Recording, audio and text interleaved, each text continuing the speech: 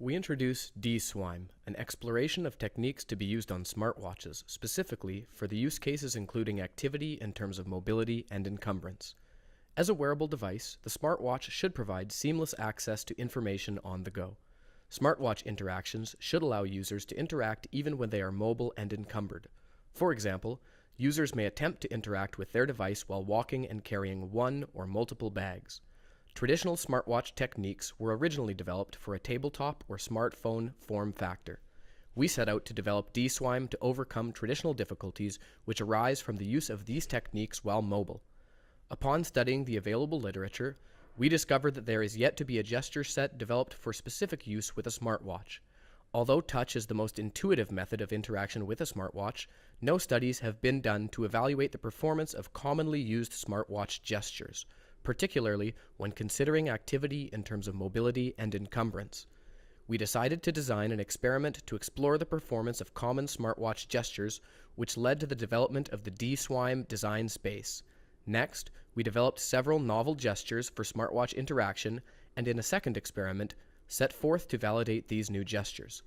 In our exploratory experiment, 12 participants interacted with a smartwatch while standing, walking, and running on a treadmill.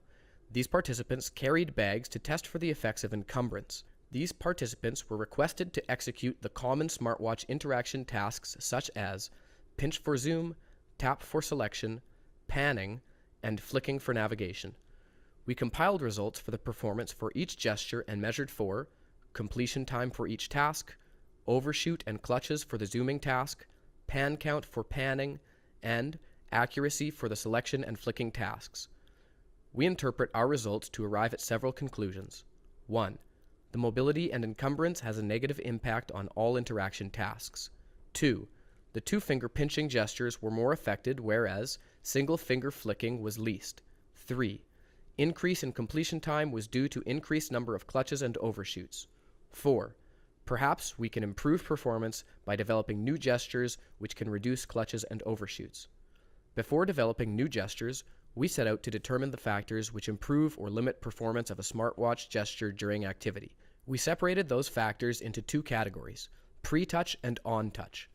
Pre-touch factors include attention, or how much visual attention is required for the finger to arrive at the correct starting location; number of touches, or how many times must the finger leave then retouch the screen. On-touch factors include the number of fingers required, fewer fingers were found to improve performance, the duration of the touch, and the amount of motion required to complete the gesture. Using our understanding of these factors, we developed a two-axis design space and the goal to limit pre-touch and on-touch interaction. Using our newly developed design space, we conducted Experiment 2 to validate several new smartwatch gestures for desirable properties. Namely, we set out to limit the on-touch and pre-touch variables. Our newly developed techniques include swipe zoom and tap zoom for zooming, and pan press and flick pan for panning. While designing, we kept in mind that these techniques must not conflict with any current smartwatch interactions, nor use any additional external hardware. We then added adaptive behavior for all techniques, both traditional and novel. This behavior changed the scale rate and pan rate for participants based on the activity they were performing.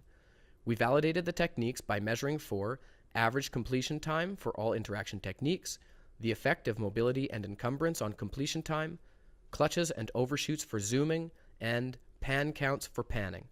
Our results show that D-Swime techniques perform better than traditional techniques. We found a decrease in completion time and a lowered effect of activity in terms of mobility and encumbrance. We also found that the closer a technique moved towards our hypothetical goal in the D-Swime design space, the higher the resultant performance. This, therefore, validates our hypothesis that novel smartwatch techniques can improve performance, especially during activity which involves mobility and encumbrance. In conclusion, D-Swime is shown to have real-world applicability and benefits. We introduce D-Swime, an exploration of techniques to be used on smartwatches specifically for the use cases including activity in terms of mobility and encumbrance.